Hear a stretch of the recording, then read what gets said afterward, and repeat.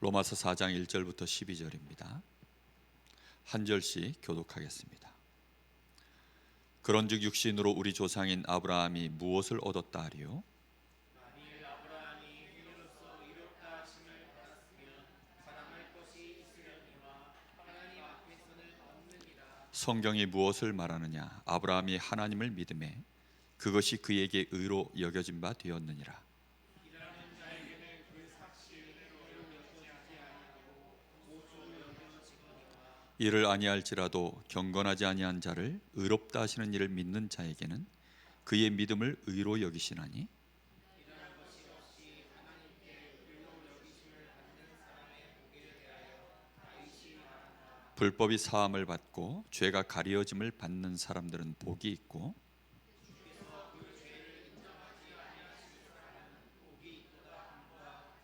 그런즉 이 복이 할례자에게냐 혹은 무할례자에게도냐 무릇 우리가 말하기를 아브라함에게도 그 믿음이 의로 여겨졌다 하노라.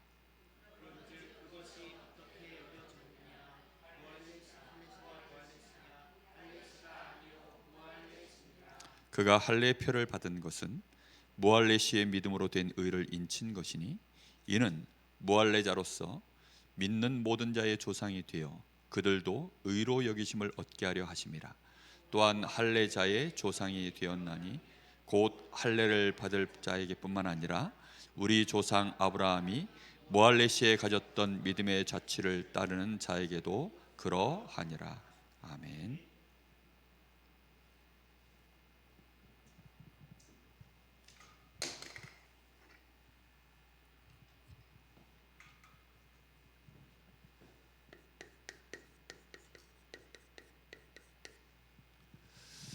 믿음으로 되어지는 의,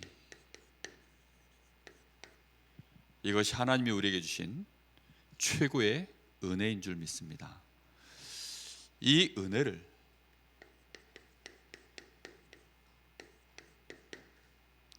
하나님은 우리가 이걸 누리기를 원하고 계십니다.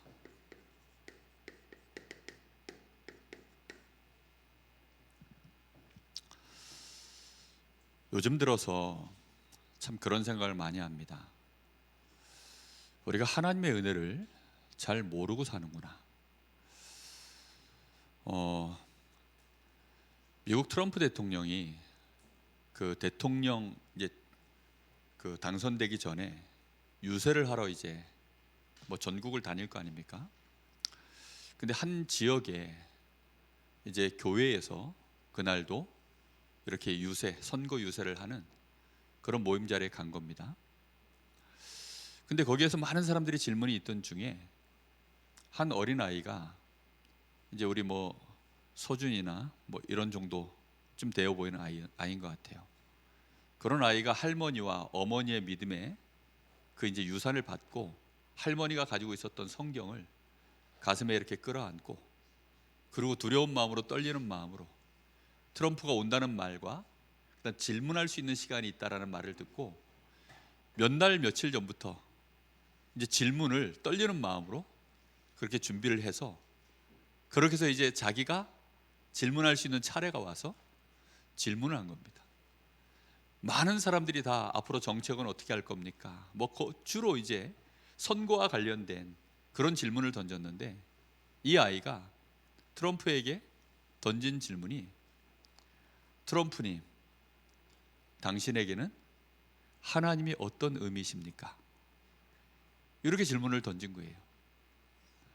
그 질문 하나에 그 유세장이 그 이후로 전부 부흥회 비슷하게 완전히 영적인 분위기가 정말 하나님의 은혜가 거기에 쫙 임하여서 뭔가 알 수 없는 많은 사람들이 거기에서 신앙적 공감을 하는 이제 그런 상황들이 만들어졌어요. 그러면서 이제 트럼프가 했던 그 대답들 중에 제 마음에 유심히 하나 들은 게 있습니다. 이 사람이 과연 하나님의 은혜를 알까? 그리고 그것이 진짜 믿음으로 되어진다는 사실을 이 사람이 알고 있을까? 저는 딱 그거로만 들었어요. 근데 이 사람이 그걸 아는 거 있죠. 저 그거 들으면서 너무 감동받았습니다. 근데 그가 했던 말 중에 어렸을 때 자기 바로 위에 형이 자기가 봐도 너무 괜찮은 사람인데 나라를 위해서 할 만한 일도 많고 우리 가문을 위해서도 정말 훨씬 자기보다 훌륭한 사람인데 어렸을 때 일찍 하나님이 데려가 버린 거예요. 자기는 그때부터 너무 상심함이 커가지고 하나님에 대한 마음이, 믿음이 한데 흔들리고 식었었대요. 그럼에도 불구하고 계속 질문을 던졌답니다, 하나님께. 그 많은 질문들 중에 대부분은 잘 이해하기 어려운, 하나님이 대답해 주지 않으시는, 마치 하나님이 없으신 것 같은 이제 그런 느낌을 받는 시간들이 우리는 사실 많이 갔잖아요. 근데 그런 시간들 속에서도 이 사람이 결국은 어느 날 하나님의 은혜가 뭔지, 믿음이라는 것이 뭔지를 알게 된 거예요. 그래서 그 여정을 계속 가는 중에 점점 이제 확고해지는 거죠. 트럼프 대통령이 대통령 당선 딱 되고 나서 미국에는 뭐 예를 들어 크리스마스 회복한다, 또 미국에는 남자 여자 성별외에는 없다, 뭐 미국의 많은 신앙적인 부분들을 회복해내고자 하는 그런 강한 의지를 내비치는 것들을 우리는 보았죠. 그것이 단순히 어떤 많은 그 미국의 그 여론, 이 인구 종교 조사를 한 결과 기독교인들이 많구나, 그래서 기독교인들의 표를 흡수하기 위하여 그렇게 고백한 공약이 아니라 이 사람의 신앙적인 실제적인 자신의 신앙 안에서 나와진 그 고백이라는 사실이요, 확인이 딱 되고 나니까 사람이 탁 달리 보이더라고요. 우리는 정말 믿음이라는 것이 뭘까? 우리는 이 생각을 정말 많이 해봐야 됩니다. 우리는 말씀을 듣고 자꾸만 이렇게 지나치는 경향들이 참 많아요. 이런 어린 아이들, 저 어린 아이 때 이게 굉장히 어려운 질문 아닙니까? 왜냐하면 당장 눈앞에 보여지는 것 가지고 우리는 얘기하기가 쉽지, 안 그래요? 당장 눈앞에 보여지는 거 가지고 얘기하고 그걸로 계산하고 그걸로 맞다 아니다를 논하기가 훨씬 쉬운데 대부분 다 그렇게 가죠.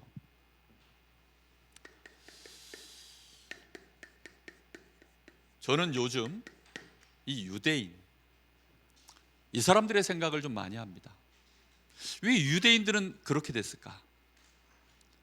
아니, 유대인들은 왜 결국은 역사 속에 그렇게 수없이 하나님의 축복을 받았음에도 불구하고 결국은 그 많은 고난을 계속 받았을까? 도대체 그 원인이 뭘까? 어떻게 흐름이 점점 더 이상한 쪽으로 자꾸 또 빠져나갈까? 그것은 저에 대한 질문이기도 하고 많은 지금 현재 제 눈앞에 만나지는 분들에 대한 질문이기도 합니다. 왜 그 질문하느냐? 답을 찾으려고. 진짜 하나님이 나에게 주시는 답. 이 사람들은 우리가 잘 아는 바와 같이 아브라함의 후손입니다. 아브라함의 후손이기 때문에 아브라함으로부터 받은 많은 것들이 있습니다. 근데 이 사람들은 뭘 몰랐냐? 실상 아브라함이 어떤 사람인지를 잘 몰랐던 것 같아요. 자기들이 원하는 아브라함의 모습만 주로 부각해서 대화하고 그걸로 자녀들에게 교육하고 주로 그랬겠죠. 우리가 보통 보면 설교도 그렇게 하잖아요. 복음 잘 모르고 사람 쪽에서 뭔가 많이 이렇게 편향되어 있는 그런 중심을 갖고 있는 목회자들의 설교는 우리가 많이 참아야 됩니다. 우리가 더 성실하게 해야 됩니다. 요셉을 보세요. 얼마나 잘 참았습니까? 다윗을 보세요. 얼마나 잘 참았습니까? 보통 이제 설교가 그 방향으로 나가잖아요. 그렇듯이 지금 이 유대인들이 아브라함을 바라볼 때 자기들의 기준에서 아브라함을 자꾸 쳐다보는 거죠. 그러다 보니까 아브라함에게서 뭐가 보이느냐? 그가 어떻게 행함을 가져왔는지 이제 이런 걸 자꾸 따지고 거기에 대하여 자꾸 부각시키는 거죠. 아브라함은 이랬다. 아브라함은 이랬다. 아브라함은 그때 이렇게 했어. 우리 조상 아브라함은 그때 이렇게 선택했어. 전부 이제 그런 얘기겠죠. 그리고 아브라함이 몸에 행했던 이 할례, 이제 이런 것들이 점점 자꾸 유대인들 마음속에는요, 그게 오랜 세월 동안 태어나면 8일 만에 할례를 행하도록 이게 자리가 잡혔는데, 이게 뭔가 큰 의미로 이 사람들 마음속에는요 담긴 겁니다. 이게 뭐 왜 그렇게 크게 담겼는지 납득할 수가 없지만, 이게 어느 날 보니까 긴 시간이 지나서 이 유대인들 속에는 할례라고 하는 것이요, 유대인에게는 정말로 이거는 징표와도 같은, 이제 이렇게 자리를 잡아버렸습니다. 사실상 율법과는 아무 상관도 없는. 근데 자기들이 생각할 때는 그냥 율법의 기준으로 아브라함을요 쳐다보는, 그렇게 자꾸 보는 것입니다. 아브라함은 율법과 관계가 없는 인물이에요. 그럼에도 불구하고 율법의 기준으로 아브라함을 평가하고, 그 평가가 맞습니까? 할례를 행했냐 안 행했냐로 아브라함을 평가하는 거 맞습니까? 아브라함의 행함을 가지고 아브라함을 대해서 평가하는 것이 맞습니까? 사람들은 이게 모르는 거예요. 자꾸만 우리는 그런 것으로, 특히 내 씨로 말미암아, 이 씨에 대한 얘기를 할 때 이 사람들은 무슨 생각할까요? 그 씨가 곧 누구라고 생각하죠? 그 씨가 유대인이라고 생각하는 것입니다. 우리가 바로 그 씨야. 우리를 통해서 세계는 복을 받든지 저주를 받든지 그렇게 가는 거야. 다 그렇게 생각하는 겁니다. 맞나요? 참 이 질문은 오늘도 예배 준비하면서 정말 혼자서 이렇게 질문들을 찾아본 거예요. 이 사람들이 과연 씨에 대해서 뭐라고 생각했을까? 결국은 선민사상이라는 것이 여기서 나온 거잖아요. 자기들 자체가 그냥 선민인 거예요. 자기들 자체가 그 씨의 주인공입니다. 주로 다 이렇게 생각하는 거죠. 지금도 많은 신자들은요 그렇게 생각하는 경향이 참 많아요. 그러다 보니까 사람을 쳐다볼 때 그 사람 자체만 쳐다보는 겁니다. 우리 예를 들어 정혜원 집사, 저 혜원 집사 그냥 그 자체만 보는 거예요. 저 사람이 지금 어떤 스펙을 가졌나, 제가 성격이 어떤가, 제가 이럴 때는 어떻고 저럴 때는 어떻고 제 가문은 또 어떤가, 그것만 쳐다보는 겁니다. 제 씨를 통하여 하나님이 저 아이를, 저 정집사를 통하여 하나님이 무엇을 지금 계획하고 있는지에 대하여, 그리고 그 속에 하나님의 언약이 지금 어떻게 흘러가고 있으며 그 속에 하나님의 언약이 어떻게 지금 성취되고 있는지, 그런 걸 못 봐요. 그냥 자기들이 임의로 해석한 겁니다. 이렇게 보고 나니까 하나님이 보이지 않는 거죠. 우리 사이에 뭐밖에 안 보이냐? 그냥 유대인으로서의 정체성만 나오는 겁니다. 그러니 당연히 뭐가 오해됩니까? 성경이 오해가 되고, 누구를 오해합니까? 하나님을 모르게 되어집니다. 하나님을 어떤 하나님으로 알게 되느냐? 하나님을 자꾸 우상화해요. 하나님을 우상화합니다. 하나님을 우상화한다는 말이 뭡니까? 자기들이 생각하는 그런 응답을 내놔야 되는 하나님, 내가 생각할 때 이게 맞다라고 했을 때 거기에 대하여 지지해 주시는 하나님, 내가 생각할 때 이건 아닌데 왜 하나님은 가만히 계시냐라고 원망해야 되는 하나님, 이제 그런 하나님으로 하나님을요 그렇게 평가합니다. 맞나요? 우리도 하나님을 그렇게 우상화하지 않습니까? 우리 수준에서 봤을 때 이게 OX가 하나님도 그래야 된다고 생각하는, 우리가 만들어낸 하나님은 그런 하나님입니까? 내가 믿는 하나님은 그런 하나님인데 어느 날 보니까 하나님이 그런 하나님이 아닌 것 같으면 삐져가지고 이거 나하고 안 맞는 것 같아, 이거 나하고 안 맞아, 다 그렇게 생각합니다. 부부간에 왜 성격 차이로 이혼할까요? 자기 배우자를 우상화합니다. 우상화한다는 게 딴 얘기가 아니에요. 이 남자는 이럴 거야, 틀림없이 이 여자는 이런 여자일 거야. 근데 어느 날 보니까 그런 여자 맞아요? 그런 남자 맞아요? 아니죠. 결단코 아닙니다. 너무 세게 말합니까? 결단코 아니에요. 그런데 대부분 사람들은요, 또 자녀 키우다 시험 들어요. 왜 시험 들죠? 아마 우리 김동윤 여사도 시험 들 날 많을 겁니다. 결단코 내가 생각하는 그 자녀가 아니에요. 그러니까 우리는요, 전부 어떻게 생각하냐? 우상화를 자꾸 해요. 우상화. 하나님도 우상화하는 판에 사람 정도야 껌이지. 왜 목사한테 시험 듭니까? 우상화의 끝판왕이에요. 하나님은 안 보이고 우리 목사님은 이런 목사님, 그래가지고 기도도요, 우리 목사님은 이런 목사님 되게 해주시고. 기도 제목을 제가 안 들어서 그렇지 들으면 부담될 것 같아요. 황 권사님 저보고 주로 뭐라고 기도했냐? 저 아들이 세계복음하는 하나님을 좋은 기도 제목 맞습니다. 그런데 우리는 보통 그렇게 하나님이 내가 기도했는데 왜 응답을 안 하시냐? 보통 그렇게 생각합니다. 유대인 역사 거의 대부분이요, 이 씨에 대한 아예 이 자체를요 이해를 못했어요. 이러다 보니 결국은 그리스도도 어떤 이미지를 가졌어요?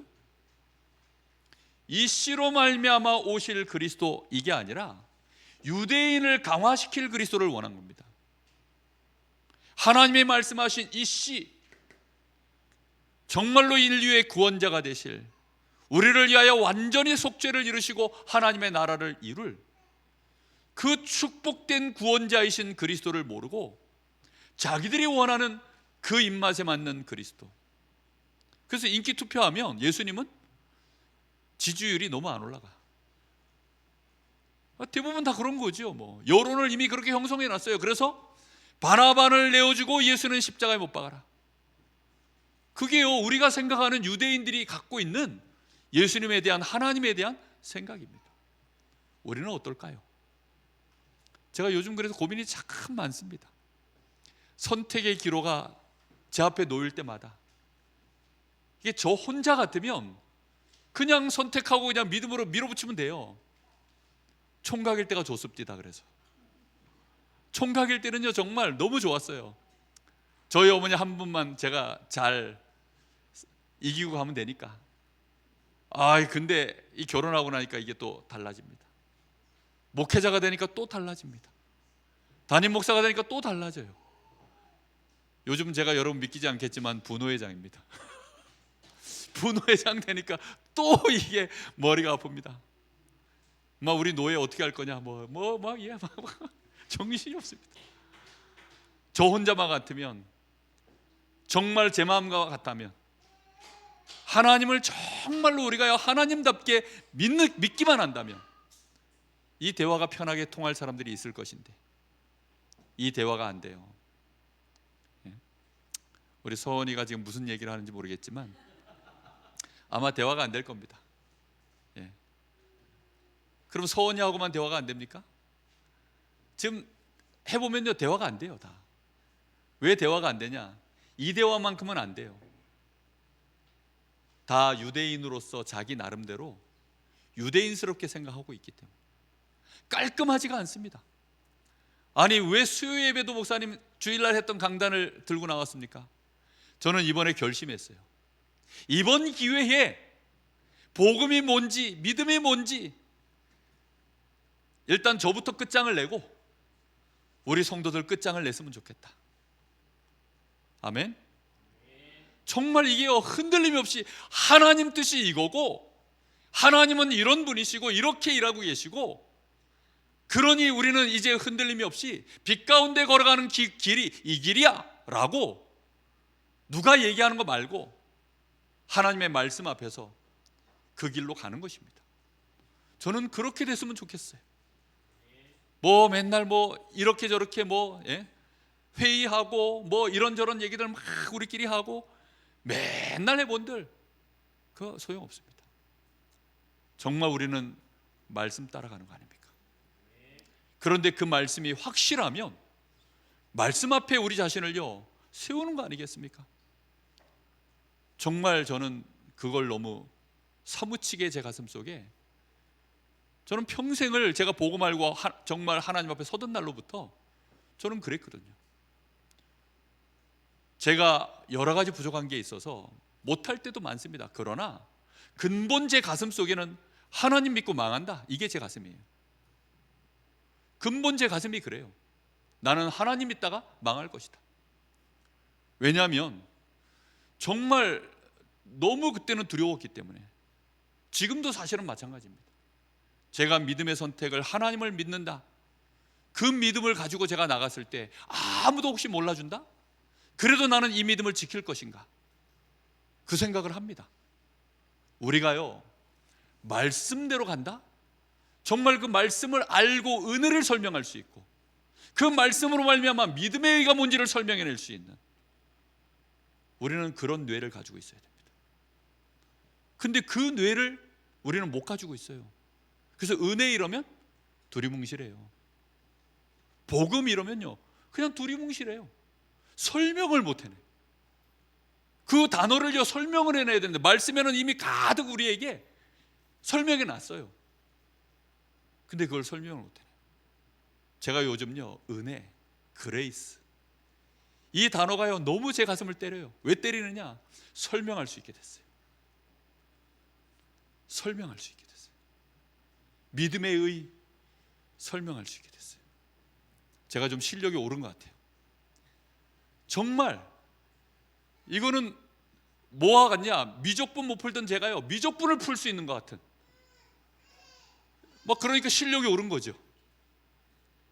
정말 이거는 슈퍼컴퓨터가 와야 풀어낼 수 있는 거를 이제 하나 풀어낼 수 있을 것 같은 그런 마음이 생겨났어요. 이거는 교만도 아니고요, 이거는 정말 어메이징 그레이스입니다. 이 은혜예요, 은혜. 그게요 제 속에서요 하나하나 다 쌓여서 지금 여기 채워지니까. 요즘은 그래서 은혜라는 단어를 참 많이 꺼냈습니다. 그레이스라고 이렇게 사람들을 그레이스라고 불러요. 제가 그레이스 왜 그래? 이러면서 있어 없어? 그래 있어. 정말 우리는요 왜입니까?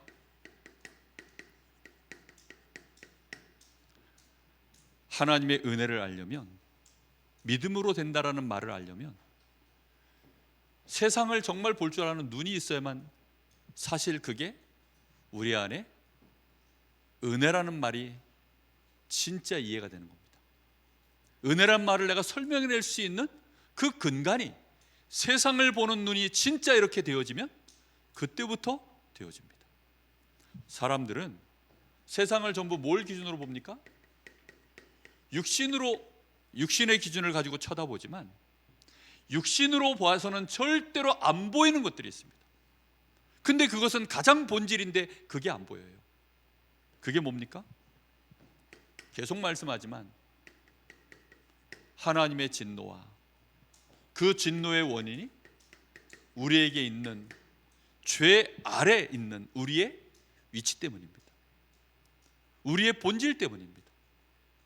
그런데 이게 몇 사람에게 해당되는 얘기가 아니라 지금 유대인이 가장 그토록 자기들에게는 의의 기준으로 삼고 있는 누구조차도, 아브라함조차도 이게요 지금 진노 아래 있는 인물이다, 여전히 죄 아래 있는 인물이다, 하나님의 은혜가 거둬지면 오늘이라도 지옥 가도 이상하지 않은 인물이다, 그렇게 인정을 못해요. 그게 이해가 안 되는 겁니다. 절대 그럴 리는 없겠지만 내가 낳은 자녀를, 이 사랑하는 자녀가, 아직 아무것도 할 수 없는, 힘이 없는 이 자녀가 지금은 멀쩡하게 웃고 있고 지금은 멀쩡하게 행복해 보이지만, 만약에 어느 날 유괴를 당해가지고 아니면 어느 날 길을 잃어버려가지고 아이가 부모를 놓쳐버리면 그때 어떻게 됩니까? 그러면요 행복 끝 불행 시작입니다. 안 그렇습니까? 근데 그 사실을 사람들은 몰라요. 하나님의 은혜로 말미암아 지금 되어지고 있다는 사실, 아브라함 인생도 그렇게 된 것을 전혀 모르고 있는 겁니다. 그러다 보니까 이 복음에 하나님이 우리에게 주신 이 범위가, 이 복음의 범위가 자꾸 무슨 생각을 하느냐, 이 복음의 범위를 사람 기준에서 자꾸 쳐다보는 겁니다. 저 사람은 복음 받아도 되고, 저 사람은 복음 없어도 되고, 저 사람은 이런 사람이고 저런 사람이고. 우리는 우리 스스로 이런 생각을 자꾸 하는 겁니다. 이 사람에 대하여 우리가 전도할 때 이 범주 안에 이 사람이 들어오는 것이 내가 생각할 때 들어왔어야 우리는 복음 전할 수 있어요. 때를 얻든지 못 얻든지 우리는 전하지 못하고 내가 생각할 때 그 범위 안에 들어와야 돼요. 그러니까 우리는 머뭇머뭇하고 전하지 못하는 것입니다. 정말 여러분, 우리는 복음을 어디까지 생각합니까? 하나님이 사인을 주시면,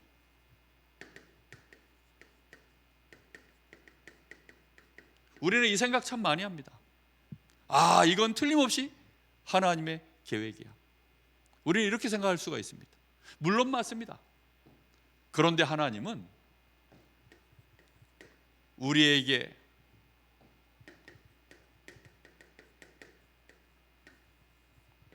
모든 사람이 이 복음을 반드시 들어야 된다라고 말씀합니다. 반드시 들어야 됩니다. 그래서 우리는 이 복음에 대하여 어떤 생각을 해야 되느냐? 이 복음은 내 마음속에 이게 거부감이 없어야 됩니다. 그게 당연입니다.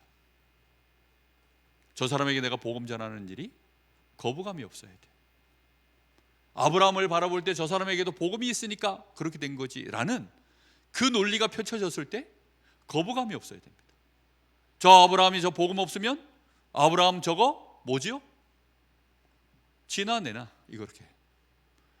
유대인들이 바라볼 때 그토록 위대한 조상인 그 아브라함이 자기가 생각할 때 이 복음 없으면, 하나님의 은혜가 아니면 저 아브라함 저거 아무것도 아니야. 그 실상이 정확하게 보여질 수 있어야 됩니다. 근데 반대로 그 사람에게 하나님이 선택하셔서 이 복음이 들어갔습니다. 그래서 그 아브라함을 위대하게 만드신 하나님이 보여야 됩니다. 그러면요, 그 아브라함도 이제는 우리에게는 자랑할 만한 증인이 되는 것입니다. 모든 출발점이요, 하나님께로부터 나오면 당연한 게 당연해져요. 그걸로 끝나는 것이 아니라 계속해서 이제 보여지는 응답들이 있습니다. 왜 안 될 거는 왜 안 됐는지 필연적으로, 아브라함은 왜 그때는 그렇게 선택했고 왜 망했는지, 이때는 하나님이 왜 또 아브라함에게 이렇게 기다려주셨는지, 이런 모든 필연적인 이유들이요, 당연한 것이 보여야만 필연적인 이유들이요, 우리 눈에 이제는 이해가 됩니다. 근데 그런 게 안 보이면 우리 집이 안 보여요. 그리고 우리 교회가 안 보입니다. 그리고 내 자녀 또는 나와 지금 현재 관계 맺고 있는 사람들, 이런 당연히 복음으로 보여지는 이 세상 보는 눈이 정확해서 이 당연들이 보여지질 않으면 그 뒤에 그에게 일어나고 있는 많은 행동들, 많은 말들, 그럴 수밖에 없는 그런 일들이요, 상처가 아닌 그럴 수밖에 없구나. 그게 대단해 보이는 것이 아니라 그럴 수밖에 없구나. 당연히 당연으로 보여야 필연이 이해가 되는 겁니다.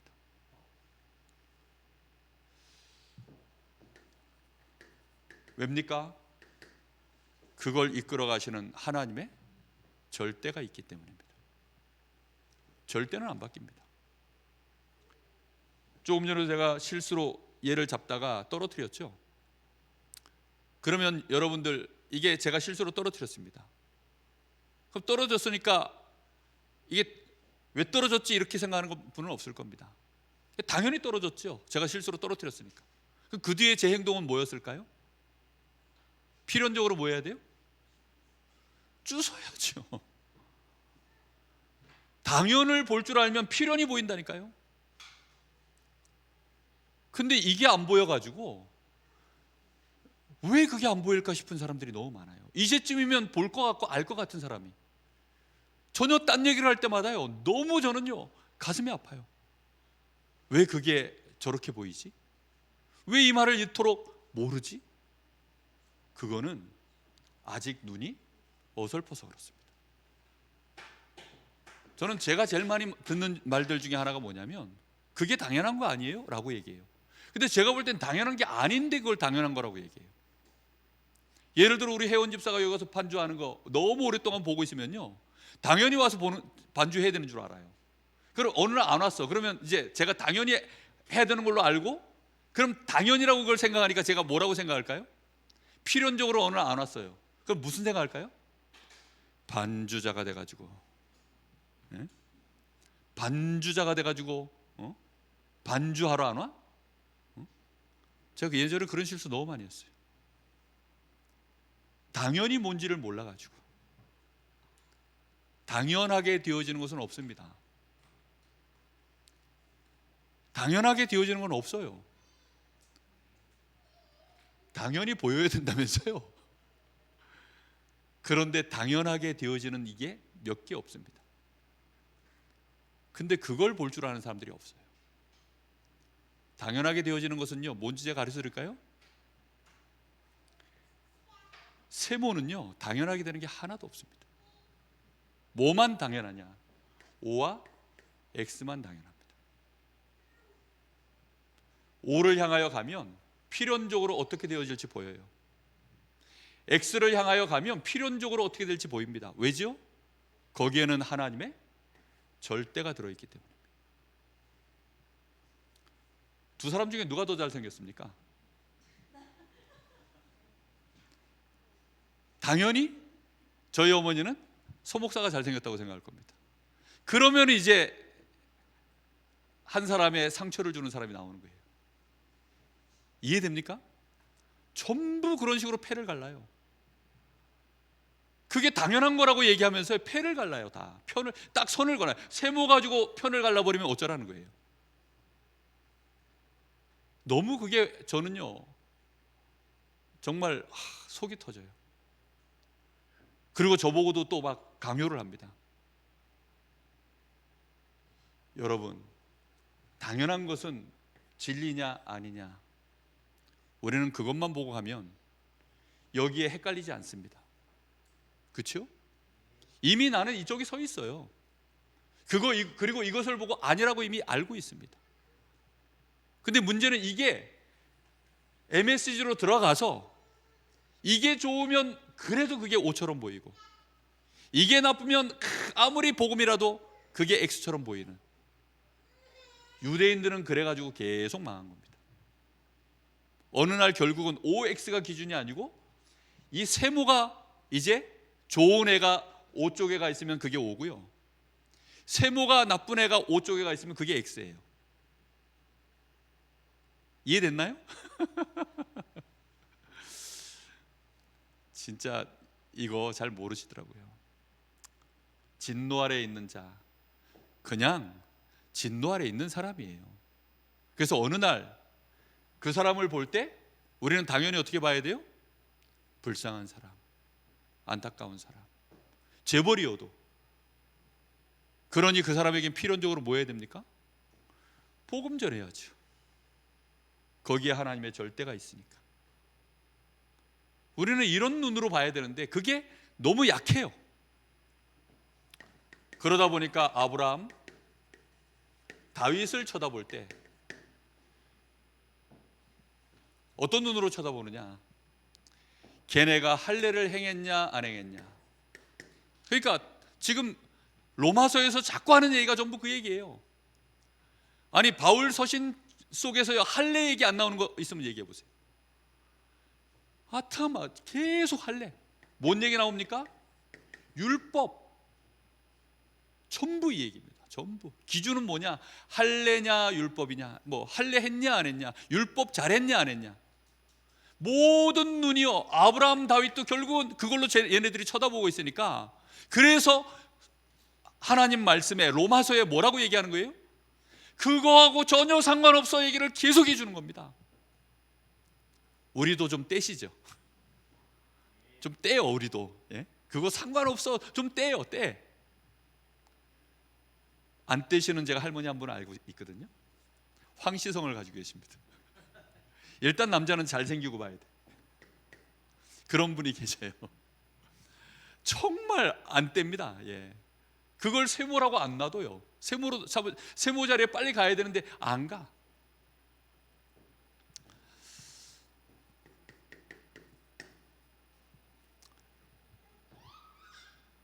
히브리서 11장 이게 지금 잘못 넘어갔습니다. 제가 지금 설교하는 거 아닙니다. 지금 여러분하고 눈빛 마주 보면서 지금 막 대화하는 중이에요. 포럼하는 중입니다.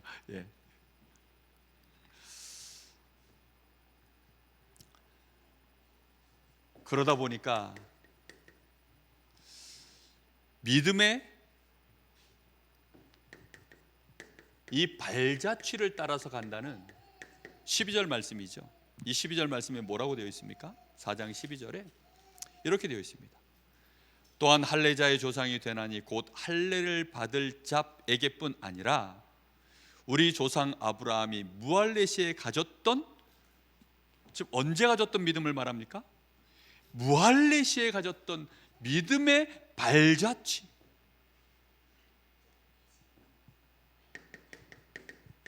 무할례. 그 다음에 율법 상관 있나요? 없지요. 무율법.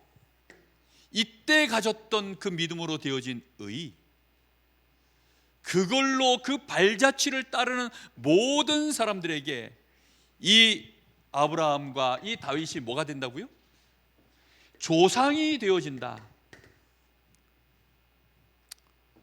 이거 아니면 우리 조상은 누구냐? 곰입니다. 곰. 뭐 곰이 됐든 뭐 호랑이 됐든 뭐 아무 상관이 없어요. 무슨 말인지 이해됩니까?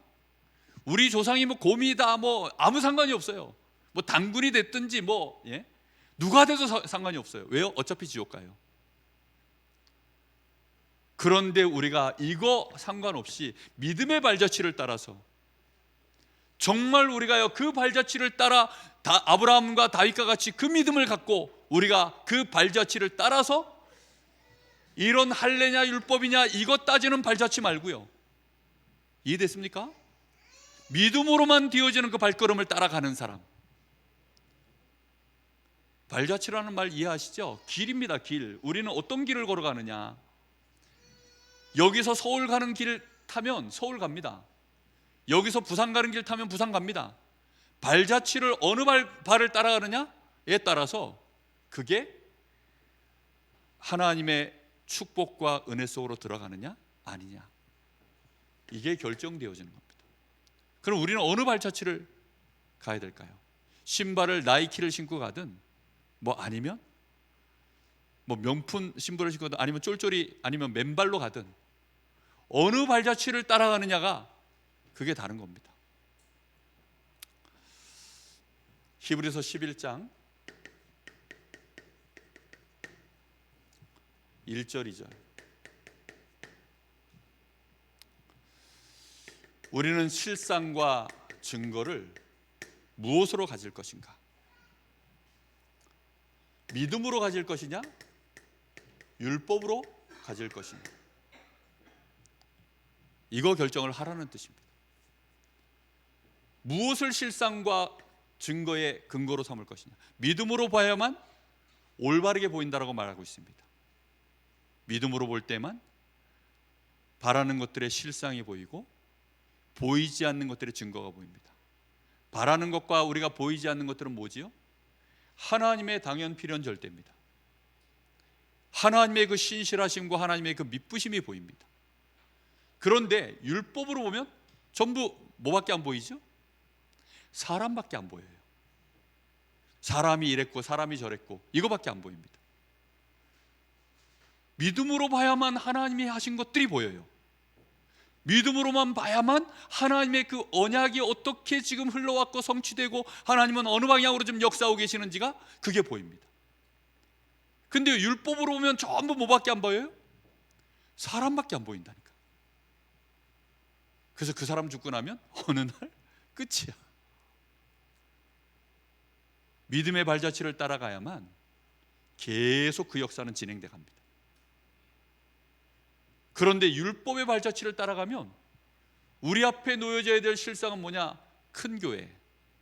이 사람이 올바르고 반듯하고 깨끗해야 되고 그런 것을 우리는 증거로 또 많이 만들죠. 그건 불신자의 삶입니다. 히브리서 11장 3절에는 믿음으로 모든 세계가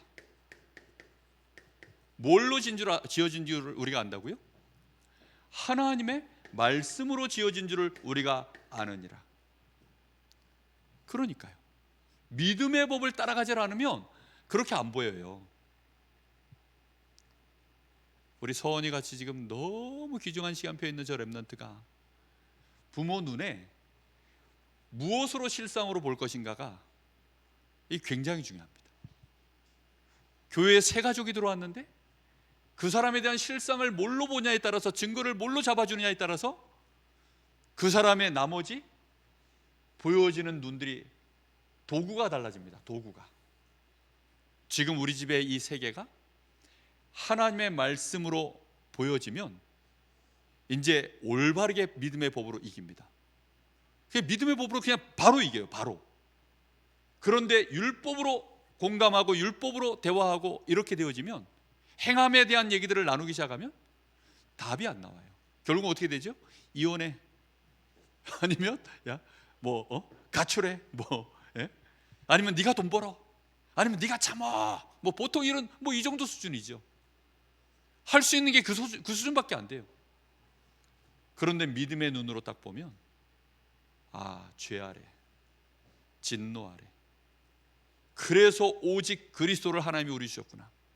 그래서 나는 하나님이 연약하고 부족하지만 이제는 저 사람과 싸울 일도 아니고 이 세계와 싸울 일도 아니고 나는 하나님의 보좌의 배경 속에 내가 있구나. 그걸로요 든든히 한 걸음 한 걸음을 이제 여유롭게 갈 수 있어요. 율법이라는 것을 또 보면요 조급해집니다. 왜 안 되지? 왜 못하지? 왜 이건 자꾸만 또 이렇게 되지? 전부 그렇게 생각해요. 율법의 기준으로 보면요 저 사람이 능력이 있어 보이잖아요. 그럼 능력 있어 보이는 사람한테 얘기합니다. 책임을 질 수 있을 만한 사람한테 또 가서 얘기합니다. 왜 안 합니까? 왜 못합니까? 왜 당신이 가만히 있습니까? 우리는 전부 그런 얘기를 해요. 기도합시다. 이 말은요 씨알도 안 먹혀요. 기도가 안 돼요. 기도하는데 전부 무슨 기도하느냐? 이거 올바르게 되게 해주십시오라는 기도밖에 안 해요. 하는 기도가 전부 그러니까 답답한 거죠. 하나님은 율법으로 일하십니까? 복음으로 일하십니까? 다시 얘기하는데 복음으로 일하십니다. 하나님은 이걸 간과하실 때가 많으세요. 옆으로 많이 밀어두십니다. 왜요? 그 밀어둬야 될 그 안에 복음 받아야 될 대상자들이 있기 때문에 하나님 잠깐 밀어두시는 거예요. 안 밀어두시면 이 사람들 구원 못 받습니다.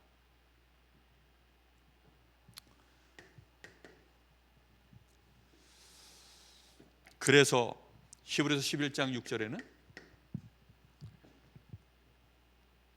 믿음에 없이는 하나님께 나아가는 자가 반드시 뭘 가지고 나가야 된다고요? 믿음이 없이는 하나님을 기쁘시게 못하나니 그에게 나가는 자는 그를 찾는 자에게는 하나님이 반드시 뭐 주시는 이심을 믿어야 됩니까? 상 주시는 이심. 믿음 가지고 나가면 하나님이 상 주십니다. 무슨 상 주실까요? 무슨 상 줄 것 같아요? 예?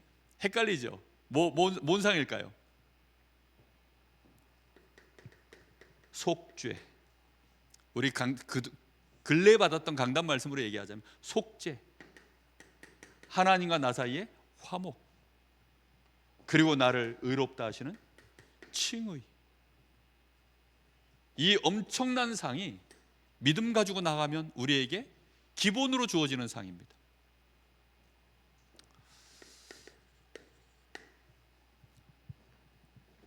많이 누리십시오. 오죽하면 자녀 낳거든 은혜라고 지어라 라고 얘기를 합니까? 은혜가 너무 끊어진 것 같아요. 우리에게 은혜가 없어. 은혜가 진짜 우리에게 은혜가 없다니까요. 남자 아들 낳거든 나중에 남자라도 은혜라고 지으십시오. 은혜가 없어. 은혜가. 왜요? 은혜에 대한 감동이 넘칠 때는요 자녀 낳으면요 은혜라고 지었다니까. 은혜라는 단어가 자녀에게 이제는 안 심어지는 이유가요, 은혜라는 이 말이, 이 단어가, 감동이 어느새 교회 안에 성도들 사이에 없어져 버렸어요. 그래서 은혜라고 안 지어요. 전투적인 이름 많이 져요. 세계복음학으로 하면서 세복이라고 짓고 좋습니다. 그게 나쁘다는 얘기가 아니에요. 근데 이름은 세복인데요, 은혜가 없어가지고 전사해 버렸어요, 너무 빨리. 은혜 속에서 강합니다. 디모데 보고 바울 사도가 뭐라고 얘기합니까? 내 아들아, 네가 그리스도 예수 안에 있는 은혜 안에서 강하고. 하나님의 은혜보다 강한 게 없어요. 그 은혜 속에서 강해야 되는데, 제가 요즘요 은혜 속에 푹 빠져 삽니다. 왜 빠져 사느냐, 그게 강하더라고요. 진짜 그거 아니면요 은혜 말고는 없습니다. 우리는 속지 말아야 됩니다. 겸손한 의에 속지 마라. 겸손한 의라는 게 뭘까요?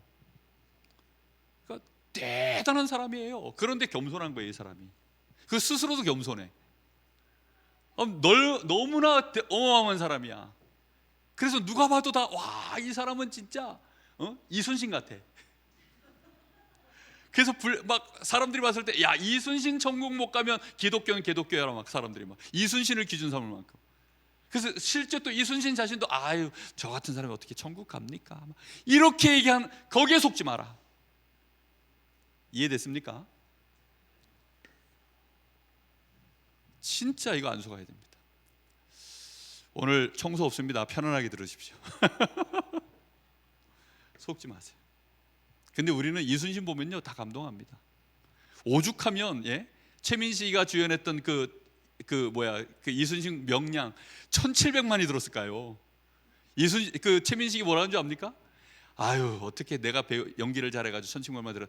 그게 아니고 그 장군님 후광이 큰 거죠. 이러면서 그렇게 얘기하더라고요. 그러니까요, 대한민국 사람 이순신 껌뻑 죽습니다. 그러나 예수 안 믿었으면 진노 아래 있는 자입니다.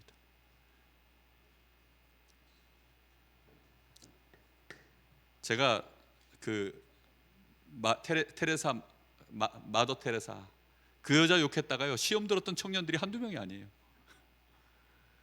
테레사 지옥 같습니다. 근데 너무 이런 사람이라 참 다 성녀로 칭하고 성군으로 칭하고, 정말 만에 하나, 예? 10년에 100년에 한 명, 뭐 1000년에 한 명 나올까 말까 한 그런 사람들 있잖아요. 그 뇌가 그렇게 처먹어서 그래요. 예? IQ 200인 사람 어쩌다 나오는 것처럼 그런 인간이 한 명씩 나와요. 막 마이클 조던 같은 막 농구 황제 이런 사람 하나 나오는 것처럼 그냥 그런 인간 어쩌다 하나 나온 거예요. 그렇게 이해를 하니까요 너무 빠르더라고요. 그런 종류의, 그런 게 쉬운, 그런 게 그냥 아주 잘 특성화되도록 태어난 인간이 있어요. 그거 속지 마시기 바랍니다. 우리는 불경건, 우리가 가지고 있는 이 불이, 이게 지금 우리의 생명을 숨을 못 쉬도록 만들고 있다는 사실을 기억하셔야 됩니다. 우리 속에 불경건 불의가 이게 들어서요 우리의 영적 호흡을 이걸 막아서고 있어요. 하나님과 우리는 소통되지 않으면 우리는 숨을 못 쉬거든요. 힘도 얻을 수 없습니다. 그런데 이 속에 우리가 있으면서도요 우리의 생명은 지금 질식을 당하고 있는데 이걸 토해내야 되는데 토해내질 못하고 있습니다. 그게 이번 주 시편 32편입니다. 로마서 4장에 나와 있는 그 얘기입니다. 종일토록 자기가 버틴 거예요. 죄를 토해내야 되는데, 하나님 앞에 이걸 내려놔야 되는데 안 내려놓고 버티니까 어떤 일이 벌어졌냐, 내 뼈가 쇠하였나이다 라고 나와요. 뼈가 쇠하. 어디까지 이게 침투해 들어와요? 우리 몸에 뼈 무너지면 다 무너지는 거거든요. 그러니까 하나님이 토해내라고. 혼자 힘으로는 우리 못 토해냅니다. 그러니까 우리가 죄에 대하여 인식하고 내가 나의 이 불경건과 불의에 대하여 인식해낼 수 있다는 자체가 은혜예요. 우리 스스로는 절대 못 토해내요. 그래서 하나님이여 나를 종일토록 짓누르셨다. 그러니 어쩔 수 없이 내가 하나님 앞에 어떻게 했다고요? 나의 죄를 고백했습니다. 왜 고백하게 만듭니까? 하나님이 너 내가 나한테 잘못했다라고 말하도록 내가 만들고야 말 거야, 그겁니까? 아니죠. 나한테 잘못했으니까 이제 잘못했다라고 말해라고 하는 인간적인 생각이 아닙니다. 뭐냐? 그래야만 너가 뭘 받을 수 있어요? 내가 널 위해 준비한 이 은혜, 네가 그래야만 복음을 진심으로 붙잡을 수 있기 때문이야 라고 말씀하는 겁니다. 진짜 복음은요, 그렇게 잡은 사람만이 진짜 잡은 겁니다. 우리가 죄에 대하여, 하나님 떠난 문제에 대하여 막 구원의 길 설명 쫙 하고 그렇게 해서 예수님 영접하면 당신 하나님 자녀됩니다 라고 해서 영접해도 이게 실제로 내 마음속에 그래 난 죄인이구나, 난 하나님 떠나서는 안 되는 인간이구나, 그 가난한 심령으로요 그리스도를 붙잡는 자 진실로 구원받은 줄 믿습니다. 근데 우리가요 잘 설명해가지고 이해를 잘 시켜가지고 논리적으로 이해돼가지고 이거 뭐 그래 다다익선이지, 예수 믿어주는 거 나한테 이익될 것 같아, 그렇게 해서 고백하는 건요 정말 그건 아닙니다. 근데 그렇게 고백했는지 안 했는지 우리는 몰라. 그건 우리가 알 수 없는 노릇이고, 어쨌든 나는 알잖아요, 나 자신에 대해서는. 그리고 본인이 진짜 그렇게 한 사람은요 어느 정도 이해합니다. 우리는 일을 하지 아니할지라도 우리가 그 삭스를 받으면 그걸 뭘로 여긴다고요? 은혜로 여기느니라. 은혜로 여겨지는 건 몇 가지나 있으십니까? 오늘 숨 쉬셨는데 공기가 오늘 안 좋대요. 그래서 불평했어요. 불평하다가 아니야, 이 공기 이것도 하나님이 주신 거지. 불평을 딱 그쳤습니다. 은혜로 여겨져. 내가 삭스를 내지 않고 지금 숨 쉬고 있잖아요. 이 은혜예요, 은혜.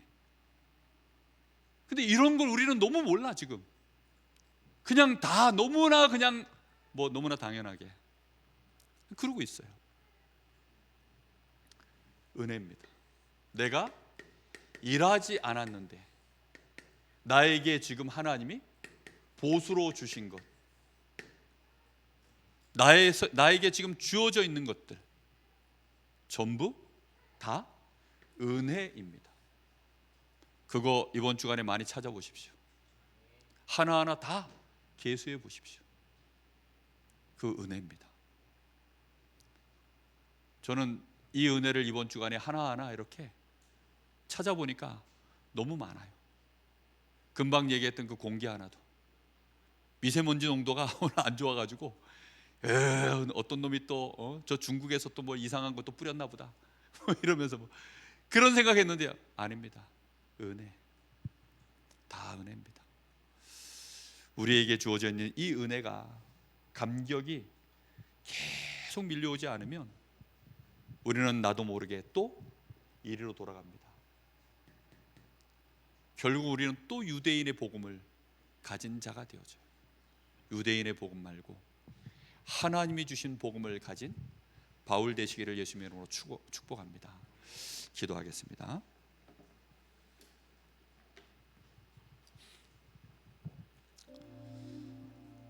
하나님, 더 은혜를 알게 하여 주옵소서. 은혜를 누리게 해 주옵소서. 우리의 발자취가 율법을 쫓는 발자취 되지 말게 하옵소서. 사람의 말과 여론을 쫓아가는 발자취 되지 말게 하여 주옵소서. 우리의 발자취가 아브라함이 걸었던 그 믿음의 발자취 되게 해 주옵소서. 나의 후손도 그 발자취를 따라갈 수 있도록 나의 발걸음이 확실하게 하여 주옵소서. 갈팡질팡하는 발걸음이 되지 말게 하여 주옵시고 나를 통하여 새 가족들이 확실하게 따라올 수 있는 발걸음이 되게 해 주옵소서. 앞에 세우신 목회자들에게, 주의 종들에게 확실한 믿음의 발자취를 걸어갈 수 있도록 은혜를 주시고, 우리 중직자들이 확실한 믿음의 발자취를 걸어갈 수 있도록 하나님 역사하여 주옵소서. 내가 그 발자취를 걸어가게 하여 주옵소서. 우리 교회가 주님의 발자취를 따라갈 수 있도록 역사하여 주옵소서. 우리 같이 기도합니다. 살아계신 하나님, 감사를 드립니다.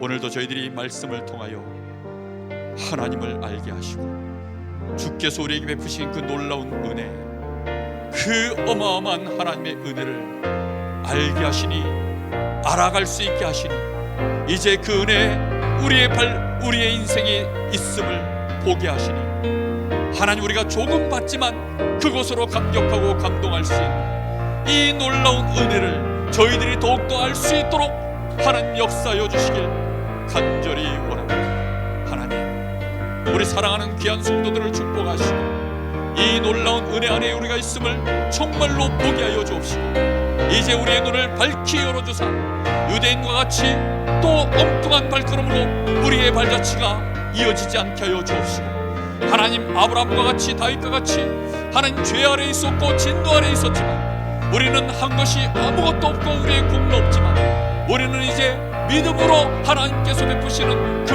놀라운 은혜의 발자취를 우리도 걸어갈 수 있기를 소원합니다. 하나님이 우리에게 베푸신 믿음의 법을 따라 하나님 앞에 나아옵니다. 하나님이 오늘도 우리에게 베푸신 그 놀라운 은혜의 상들을 저희들이 봅니다. 하나님이여, 그 상으로 말미암아 우리는 오늘도 평안을 누리고 오늘도 감사할 수 있으며 우리의 영혼이 힘을 얻고 우리의 영혼이 숨을 쉬며 하나님 앞에 우리의 죄를 두려움 없이 또 토설합니다. 하나님, 우리의 불경문과 우리의 불의가 우리 속에서 정체를 드러내며 우리는 자유롭게 이제는 그것을 내뱉으며 하나님이 주신 복음 앞에 우리 자신을 믿음으로 의롭게 또다시 세웁니다. 하나님이 나를 사랑하심을 알게 하여 주시니 감사합니다. 하나님이 나를 얼마만큼 귀한 자녀로 여기시는지 알게 하시니 감사합니다. 하나님이 나를 통하여서 이루실 하나님의 그 놀라운 계획이 얼마나 어마어마한지 알게 하시니 감사를 드립니다. 우리는 이 발자취를 따라갈 수 있도록 주님 역사하여 주옵소서.